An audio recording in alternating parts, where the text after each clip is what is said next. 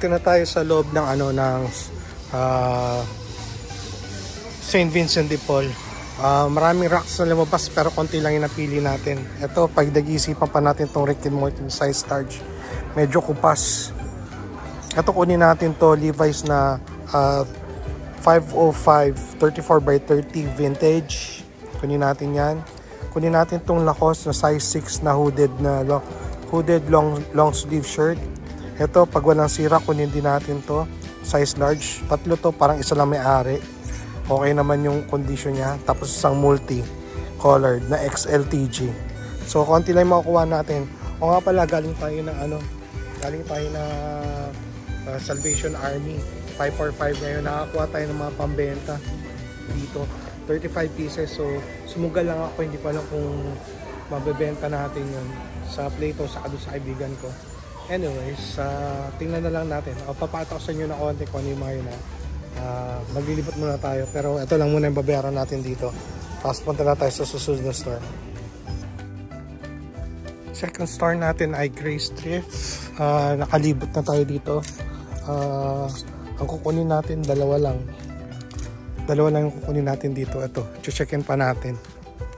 Isang RL na size large, saka isang size 46 na all white na Lacoste. Sir Mark, kasya ka dito. Ang ganda na ito, oh. Okay. Yan lang. Bali, tatlo yung nakuha natin dito sa Grace. May lumabas pa isang Carhartt pero double XL. Yung parang nakuha natin nung isang araw. Kulay green ba yun? O brown? Basta yan. Kinuha natin. Punta tayo sa susunod. Tayo sa second St. Vincent de Paul. Medyo malayo to. Silip lang tayo. Sana meron pa tayong maabutan dito.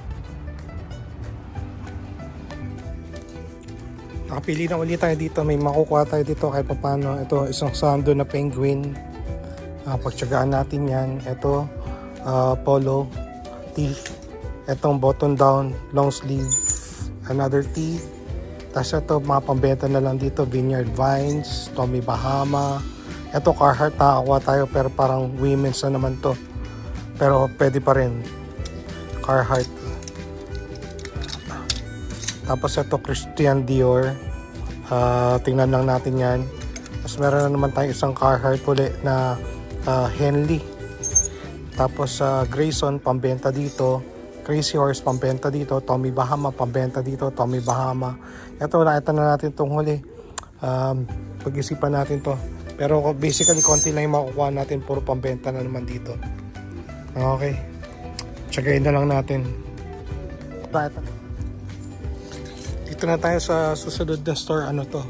Salvation Army. Bali, may natagpuan ulit tayo dito. Pero hindi natin sigurado kung kukunin natin. Ito. Carhartt na polo. Ayos lang. Tapos dalawa yan. Isang, pares pala XL to. XL, pag-isipan natin to. Tapos ito, XL din na Blake. Brand new. Pero mataas eh. Parang, mataas to. Saka to, brand new rin, no? XL 29 yung width. Ganda sana na ito. Tapos ito, nakakuha tayo. Gingnam. Hindi ko alam kung anong tawag dito. Picnic. Hindi ko alam kung anong pattern to. Plaid. Pero ito, ang laki rin na ito. Tapos mahal din. Bali 500 plus. 500, 600 plus na agad ito. Size 20, with 29 din. Pero ito baka kunin natin to. Size XL. Polo Bear 1, 2, dalawa. Tapos ito, merong quarter zip na XL ulit. Kunin din natin yan. Sa isang Dickies na parang Harrington. So, baka kunin natin to. Okay? Ayan lang muna ulit.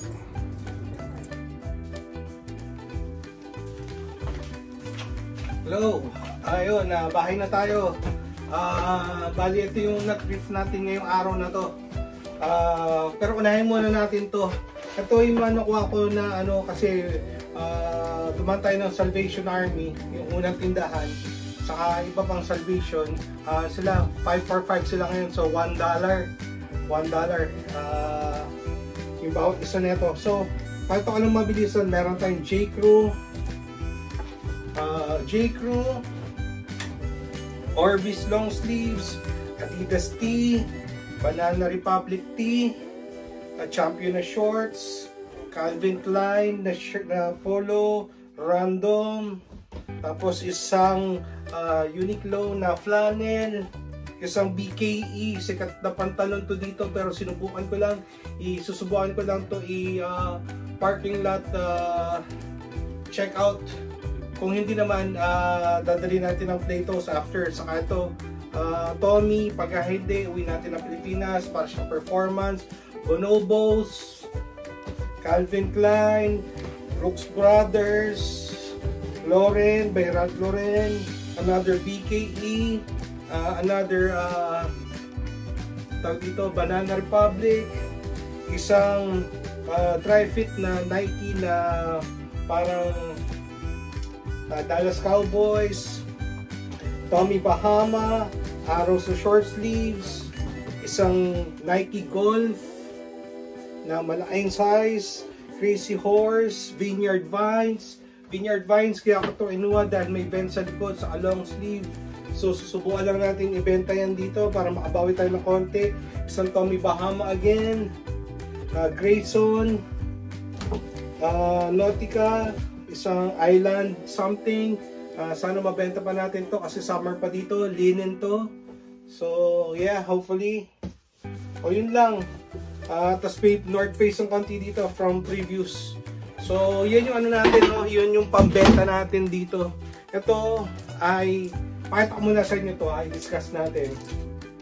Unang-una meron tayo unang 505 the vintage ulit. Size 34 by 30 vintage. 1. Tapos ito yung nakuha natin, isang Sando, first time, Penguin, size medium, condition at least 9.4, 9.5. Okay? Tapos meron tayo ditong American Eagle, kasama rin ito sa na-trip nating 545, white tags. Hindi ko pa alam kung ibebenta ko dito, isosoli ko o personal. Yan, kung gagawin ko lang siyang pambahay. Same with this one. Meron pang tag, hindi ko pa tinatanggal yung tag para maibalik ko pa. Champion na size large. Condition nito is 9.4. Medyo may fade siya ng konti, may himulmul ng konti. So, kakamadali ko kanina, kakakuha tayo sa first store ng 35 items. Parang nagsisisi ako sa iba. Parang ito, katulad nito, although this one is a Calvin Klein size large, pwedeng pambahay lang. Yan. Basic lang siya. So, di ko alam kung babalik ko, ibebenta. Kasi pag binenta ko to dito, mura lang to eh. Tapos ito rin, bibenta ko lang to dito, Star Wars, like new. Si Grogu, size large. Unless may gusto sa inyo nito. Nakalagay stronger than you think. Ayan, si Grogu, condition nito is like new. Next one. Ito, XL na ganda ng kulay nito, loose fit, Carhartt na Henley. Para sa mga big boys. 1. 2. Ito hindi ko to napakita sa inyo nung isang araw to nabalikan ko to. Ito yung kasama nung dalawang Carhartt do sa Grace Thrift. Nakuha ko siya, meron siyang sleeve hit, kulay maroon, pocket tee, size large tall, loose fit. Okay? Ganda lang, may sleeve hit ito, ang ganda oh, Carhartt. Okay? Next. Ito yung nakuha kong sabi ko sa inyo nung galing tayo ng first neck race. Ito. Parang katulad nung isa nakuha natin. Pero ito meron siyang back hit 2XL din to. So I need to check yung dalawa natin nakuha kung meron din silang back hit. Pero ito napansin ko meron, no. So yeah, laki. Parang ang Naruto. Ang laki na. Parang ang taga-Kono ha, oh. Anyways. Tapos ito, galing to na second St. Vincent. Ang nakalagay, large, 12 to 14 loose fit. So, pwede ito pang medium na men's. Okay? Women's siya. Pero pwede ito pang men's na medium. Next one. Meron tayong Columbia na PFG. Size large. Uwi natin to. Sama natin to sa collection. Okay? PFG. Okay naman siya. Condition niya siguro mga 9.4, 9.5. Or baka ibenta natin to dito. Hindi ko pa alam. Tingnan natin ha. Tapos meron tayong dalawang Nike. Galing din to ng first store. Hindi ko alam kung iuwi ko to or bebenta ko na lang to dito. Tapos malamang isang may-ari nito. Parehas na colorway kinuha niya. Next one. Wala. Ayan, kasama rin to ng first store. Doon sa 35 items na nakuha natin. This one is an Old Navy size XL 14 to 18. 14 to 16 so women's. Yan. Brand new lang siya kaya ako siya kinuha. So kung hindi ko ito mabenta, may pagbibigyan lang ako nito, pambahay. Yan, women's or maliit na lalaki. Pang small or malapad siya, baka pwede ito pang maliit na lalaki. Tapos galing din sa first store, kasama siya sa 35 ito, bonus. So ito uwi natin, size XL nga lang, Oakley. Pero ngayon lang ako nakakuha ng gantong colorway. Size XL pang big boys. From second store, ito yung nakuha natin, size 6, Lacoste na size 6, US XL. Yan, condition na ito at least 9.5, 9.6. Okay? Next one. Magkaibang store ata to or parehas sa store. Parang kung hindi ako nagkamali, galing to na pangalan. Basta yun. Yan, dalawa. Ito 9.5, 9.6. Ito 9.5. Galing second na St. Vincent de Paul, yung malayo. Dalawa. Size XL saka size large. XL and size large. So, para sa mga naghahanap ng mga basic, pambahay, pang-alis. Ayan, nadadagdagan na. Tapos ito, nakuha natin doon sa second store na pinuntahan natin, which is yung unang St. Vincent de Paul. Malamang isa lang may-ari neto. Honeycomb sila, classic fit. Yung tatlo, classic fit. Size large. Hindi sila long back. Yan. Malamang matagal na iwan na nakatupi yung mga color nila. So, ginanyan ko lang para makahinga naman. Etong dalawa okay. Ito lang yung medyo may guhit, may fading yung color, pero itong dalawa okay naman to. So these two can be 9.5, 9.6, ito 9.4. Color lang ang issue nito Pag tinupi mo naman, so wala na siya. Tapos nakakuha din tayo from first store.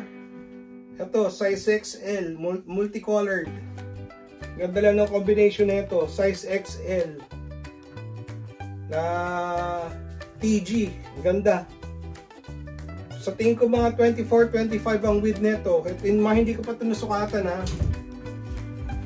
Tapos next one is a long sleeve, button down, custom fit. Yan, galing itong second na ewan ko, basta yan, sa ato isang store to doon sa malayo na St. Vincent de Paul. This one is a size small. Performance, pero parang Oxford or chambray.